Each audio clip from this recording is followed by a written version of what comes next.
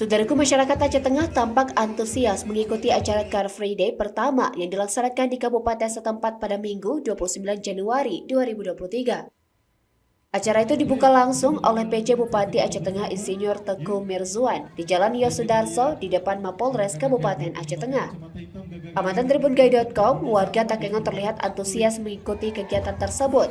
Ribuan peserta yang bergabung dari semua jenjang usia. Kegiatan Car Free Day atau Hari Bebas Kendaraan Bermotor juga dalam rangka memeriahkan hari ulang tahun atau HUT ke-446 Kute Takengon.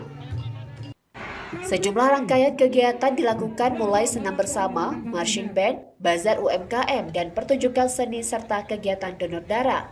Kegiatan tersebut dipusatkan di ruas Jalan Yosudarso Lebekader, atau tepatnya mulai dari pintu utama kantor Sedakap hingga persimpangan Jalan Pendopo Bupati setempat. Dalam kesempatan itu, PJ Bupati Aceh Tengah Insinyur Teguh Mirzuan menyampaikan, Car Free Day adalah salah satu sosialisasi kepada masyarakat untuk menurunkan ketergantungan terhadap penggunaan kendaraan bermotor dan membudayakan kebiasaan berjalan kaki. Dari Aceh Tengah, Romadani, Tribun Gayo. Seluruh Forkopimda Kabupaten Aceh Tengah juga. Kami mohon untuk dapat mendampingi.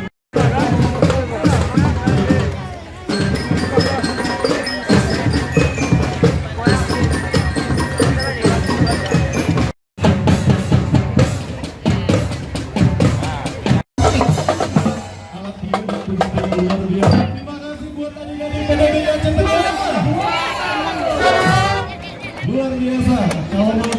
Car Free Day. Ya, sama-sama dan nyalakan jantung sehat. Tangan di atas semua.